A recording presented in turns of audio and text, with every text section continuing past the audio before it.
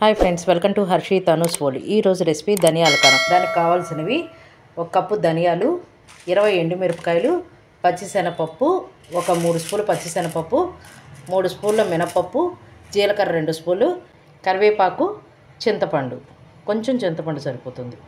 ఒక బాండి పెట్టుకొని కొంచెం ఆయిల్ వేసుకోండి. మిరపకాయలు వేయించుకుందాం ఫస్ట్.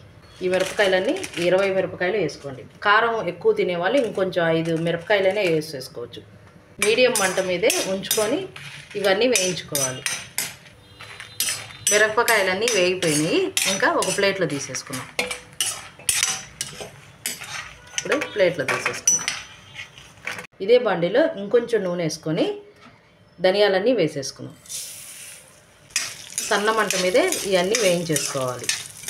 ఈ ధనియాల కారం ఇట్లా నూనె వేయకుండా అయినా డ్రై రోస్ట్ అయినా వేయించుకొని వేసుకోవచ్చు.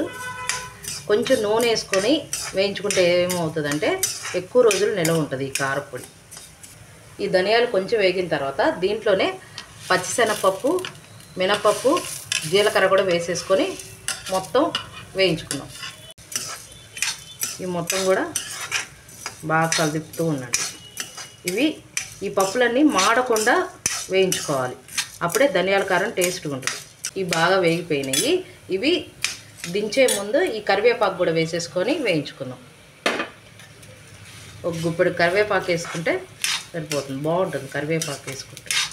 ఇలా కరివేపాకు కూడా వేగిన తర్వాత ఈ చింతపండు కూడా లాస్ట్లో వేసేసుకోండి. ఈ వేడికి మగ్గుతుంది. 1 నిమిషం అట్లా కలిపితే సరిపోతుంది. దీంట్లో 10 చిన్నులపాయలు, మన ఇష్టం. చిన్నులపాయలు ఎక్కువ తినే పని అయితే ఇంకొంచెం అయినా వేసేసుకోవచ్చు. ఒక కాయ చిన్నులపాయ కాయ వేసేసుకోండి. ఇవి కూడా ఒక్కసారి అట్లా తిప్పేసేసి ఇంకా పొయ్యి ఆపేసుకొని చల్లారిన తర్వాత మిక్సీ వేసుకున్నాం, పొడి పట్టుకున్నాం. బాగా వేగిపోయినాయి.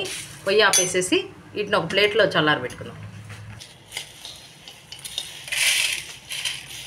ఇప్పుడు దీంట్లోనే సాల్ట్ వేసేసుకుందాం. కారానికి సరిపడా సాల్ట్ వేసుకోండి. 1.5 స్పూన్ సాల్ట్ సరిపోతుంది. ఇది చల్లారిపోయింది. ఇప్పుడు మిక్సీ వేసుకుందాం. ముందు ఎండుమిరపకాయలన్నీ వేసేసుకొని మిక్సీ వేసుకుందాం.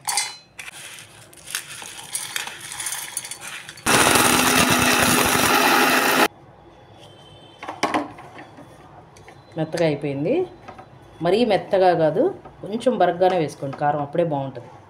ధనియాల కారం రెడీ. ఈ ధనియాల కారం ఏ కూరల్లో వేసినా టేస్ట్గా ఉంటుంది.